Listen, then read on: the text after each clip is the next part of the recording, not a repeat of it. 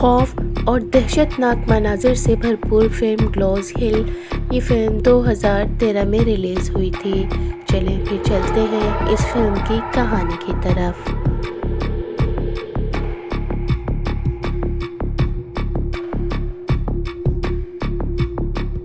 Film کی شروعات ایک پراسرار ماحول سے ہوتی ہے۔ بارش ہو رہی ہے اور اندھیرا چھایا ہوا ہے۔ ایک سنسان علاقے کو دکھایا جاتا ہے جہاں بارش کی بوندیں زمین پر گر رہی ہیں۔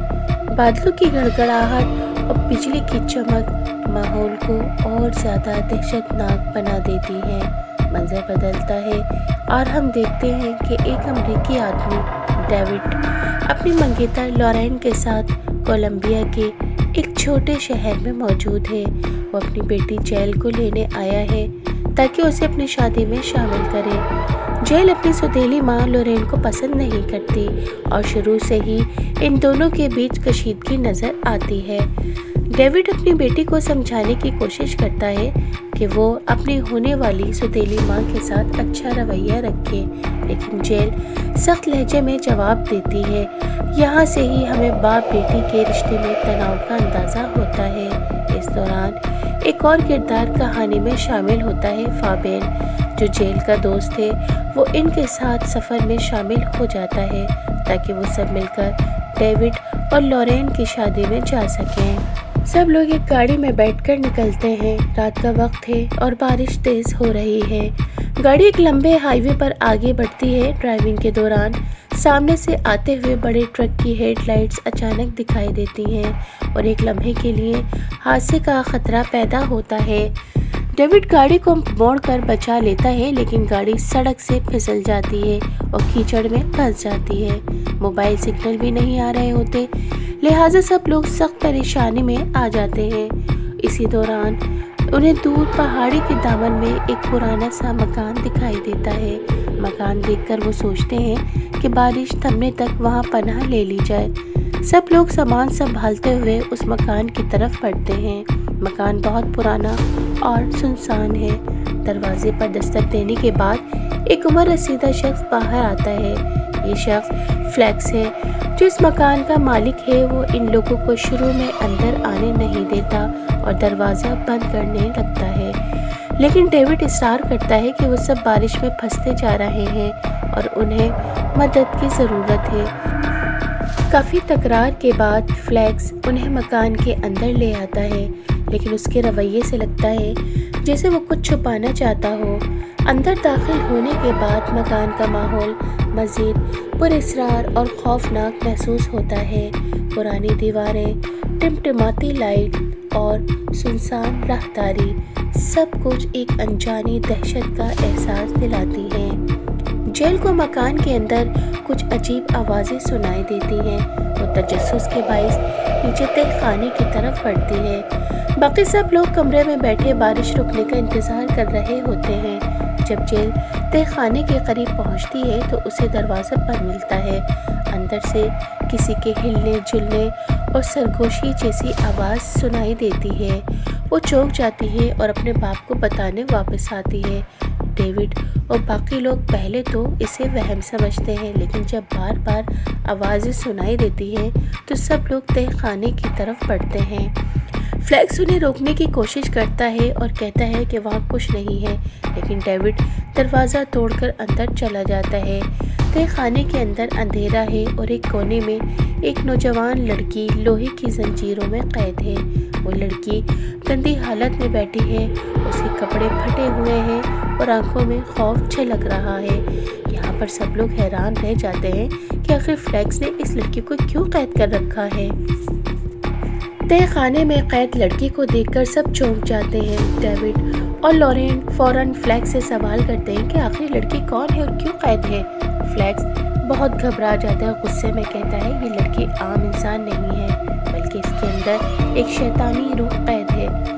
وہ سب کو سختی سے منع کرتا ہے کہ اس قیدی کو نہ چھوئیں اور نہ ہی آزاد کریں، مگر جیل اور فابین کو یقین نہیں آتا۔ وہ سوچتے ہیں کہ فلیکس جھوٹ بول رہا ہے اور شاید اس نے ظلم کر کے اس بچی کو بند کر رکھا ہے۔ جیل جذباتی ہو کر زنجیریں کھول دیتی ہے اور لڑکی کو باہر نکال لیتی ہے۔ جب لڑکی قید سے آزاد ہوتی ہے تو وہ کمزور اور خاموش نظر آتی ہے۔ سب لوگ سوچتے ہیں کہ یہ واقعی ایک مظلوم لڑکی ہے، لیکن فلیکس سخت پریشان ہو کر بار بار خبردار کرتا ہے کہ انہوں نے بہت بڑی غلطی کی ہے۔ لڑکی کا نام آنا ماریا بتایا جاتا ہے۔ وہ شروع میں خاموش رہتی ہے اور بس عجیب نظروں سے سب کو گھورتی رہتی ہے۔ کچھ دیر بعد اچانک ماریا کی حالت بگڑنے لگتی ہے، وہ کانپنے لگتی ہے اور اس کی آنکھیں سیاہ ہو جاتی ہیں اور اس کی آواز بدل جاتی ہے۔ وہ عام انسان کی طرح نہیں بولتی بلکہ بھاری اور گونجدار آواز میں بات کرنے لگتی ہے۔ سب لوگ خوفزدہ ہو جاتے ہیں۔ وہ سمجھ جاتے ہیں کہ فلیکس جھوٹ نہیں بول رہا تھا بلکہ یہ لڑکی واقعی کسی بد روح کے قبضے میں ہے۔ آنا ماریا حملہ آور ہوتی ہے اور فابین پر جھپٹ پڑتی ہے۔ بڑی مشکل سے سب مل کر اسے قابو میں کرتے ہیں۔ فلیکس کہتا ہے یہی وجہ تھی کہ وہ اسے قید رکھے ہوئے تھا۔ فلیکس سب کو بتاتا ہے کہ یہ روح عام نہیں بلکہ بد روح جسم سے جسم میں منتقل ہو سکتی ہے۔ اگر آنا ماریا کو ختم کرنے کی کوشش کی گئی تو یہ بد روح کسی اور میں داخل ہو جائے گی۔ سب لوگ خوف میں ڈوب جاتے ہیں۔ وہ سوچتے ہیں کہ اگر بد روح کسی میں بھی داخل ہو سکتی ہے تو وہ سب خطرے میں ہیں۔ اسی دوران آنا ماریا ایک موقع دیکھ کر آزاد ہو جاتی ہے اور اچانک کسی دوسرے کردار پر قبضہ کر لیتی ہے۔ اب ان سب میں یہ کھوج لگانا مشکل ہو جاتا ہے کہ اصل میں کون انسان ہے اور کون بدروح کے قابو میں ہے۔ گروپ کے سب لوگ ایک دوسرے پر شک کرنے لگتے ہیں۔ ڈیوڈ اپنی بیٹی کو بچانے کی فکر میں ہے جبکہ لورین چاہتی ہے کہ وہ سب مل کر صحیح فیصلہ کریں۔ فلیکس کہتا ہے کہ اس بدروح کو ختم کرنے کا واحد طریقہ ہے کہ اسے قید ہی رکھا جائے ورنہ یہ سب کو مار دے گی، لیکن حالات قابو سے باہر ہو رہے ہوتے ہیں۔ بدروح بار بار جسم بدل کر سب کو حیران کر دیتی ہے۔ کبھی وہ معصوم بن کر جھوٹ بولتی ہے اور کبھی اچانک حملہ آور ہو جاتی ہے۔ آنا ماریا کے آزاد ہوتے ہی بدروح نے اپنا کھیل شروع کر دیا تھا۔ اب گروپ کے سب افراد شدید خوف اور الجھن میں مبتلا تھے۔ ڈیوڈ اپنی بیٹی جیل کو بچانے کے لیے ہر ممکن کوشش کرنا چاہتا تھا۔ لورین چاہتی تھی کہ سب مل کر کوئی محفوظ راستہ نکالیں۔ فابین جو جذباتی تھا لڑکی پر ترس کھا رہا تھا۔ فلیکس بار بار خبردار کر رہا تھا کہ بدروح سب کو ختم کر دے گی۔ یہ سب ایک دوسرے پر شک کرنے لگتے ہیں کیونکہ انہیں نہیں معلوم ہوتا کہ بدروح اب کس کے جسم میں داخل ہو چکی ہے۔ ڈیوڈ اپنی گاڑی کی چابیاں ڈھونڈنے لگتا ہے لیکن جب وہ گیراج میں جاتا ہے تو دیکھتا ہے کہ گاڑی خراب کر دی گئی ہے۔ یہ بات سب کو اور زیادہ ڈرا دیتی ہے کہ بدروح نہ صرف ان پر قبضہ کر رہی ہے بلکہ ان کے بھاگنے کی کوشش بھی ناکام بنا رہی ہے۔ فلیکس سب کو مزید وضاحت دیتا ہے کہ یہ بدروح صدیوں پرانی ہے۔ یہ لوگوں کے جسموں میں گھس کر ان کی روح کو ختم کر دیتی ہے اور پھر نیا جسم ڈھونڈتی ہے۔ اسی لیے اس نے آنا ماریا کو برسوں سے قید کر رکھا تھا تاکہ یہ برائی باہر نہ جا سکے، مگر اب سب برباد ہو چکا تھا کیونکہ آنا ماریا کو آزاد کر دیا گیا تھا اور بدروح آزاد گھوم رہی تھی۔ اچانک لائٹ چلی جاتی ہے اور مکان اندھیرے میں ڈوب جاتا ہے۔ اندھیرے میں چیخوں کی آوازیں آتی ہیں۔ بدروح جیل کے قریب جانے لگتی ہے۔ ڈیوڈ گھبرا کر اپنی بیٹی کو بچانے کی کوشش کرتا ہے۔ وہ اسے ایک کمرے میں چھپا دیتا ہے اور دروازہ بند کر دیتا ہے، لیکن بدروح بار بار اس کمرے کے قریب آتی ہے اور جیل پر قبضہ کرنے کی کوشش کرتی ہے۔ یہ لمحہ سب سے زیادہ سنسنی خیز ہے کیونکہ ڈیوڈ اپنی بیٹی کو کھونے کے خوف سے اندر ہی اندر ٹوٹ رہا ہوتا ہے۔ بدروح ایک ایک کر کے سب پر وار کرتی ہے اور یہاں سے بقا کی جنگ شروع ہو جاتی ہے۔ بارش رکنے کا نام نہیں لے رہی تھی۔ بجلی کی کڑک اور بارش کی زوردار آواز کے بیچ میں مکان کے اندر سب لوگ خوف سے لرز رہے تھے۔ لورین بار بار کہتی ہے کہ یہاں رکنے کا مطلب ہے موت، مگر فرار کا کوئی راستہ باقی نہیں بچا تھا۔ ڈیوڈ اپنی بیٹی جیل کو بازو کے ساتھ لگائے ہوئے تھا۔ اس کے چہرے پر باپ کی بے بسی اور خوف دونوں عیاں تھے۔ وہ جانتا تھا کہ بدرو کا اصل نشانہ اس کی بیٹی ہے۔ اچانک گروپ کے ایک فرد کی چیخ گونجتی ہے۔ وہ فرش پر تڑپ رہا ہوتا ہے اور پھر یکایک اس کی آنکھیں سیاہ ہو جاتی ہیں۔ سب کو سمجھ آ جاتا ہے کہ بدرو نے نیا جسم ڈھونڈ لیا ہے۔ اب یہ بدرو ان سب پر ٹوٹ پڑتی ہے۔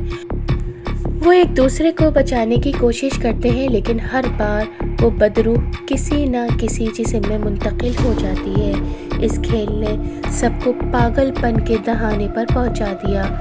فلیکس جو برسوں سے اس بدرو کو قید رکھے ہوئے تھا، آخرکار تھک جاتا ہے۔ وہ جانتا تھا کہ اب وقت آ گیا ہے کہ کوئی بڑی قربانی دی جائے۔ وہ بدرو پر حملہ کرتا ہے تاکہ باقی لوگ بچ سکیں، لیکن بدرو اتنی طاقتور تھی کہ فلیکس کو بہیمانہ انداز میں مار ڈالتی ہے۔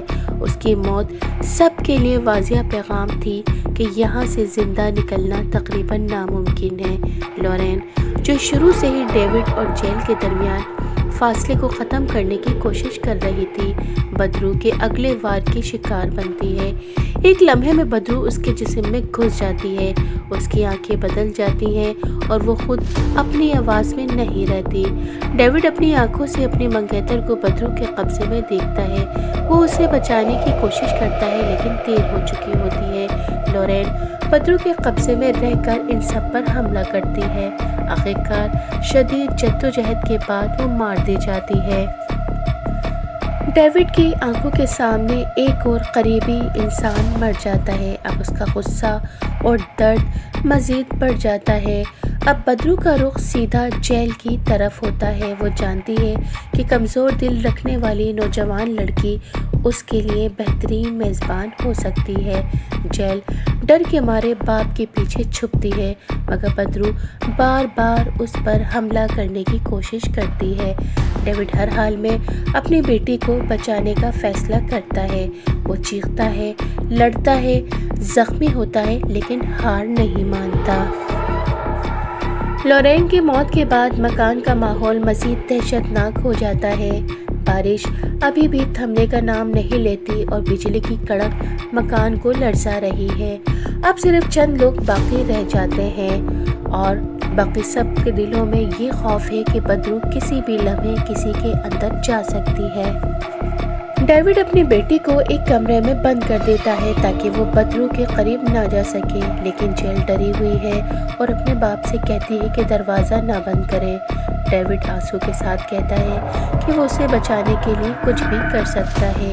اب بدرو مزید طاقتور لگنے لگتی ہے۔ وہ ان سب کے سامنے آ کر کہتی ہے شیطانی آواز میں کہ وہ صدیوں سے زندہ ہے اور ہمیشہ زندہ رہے گی، کیونکہ وہ جسم بدل کر ہمیشہ نئی زندگی حاصل کرتی ہے۔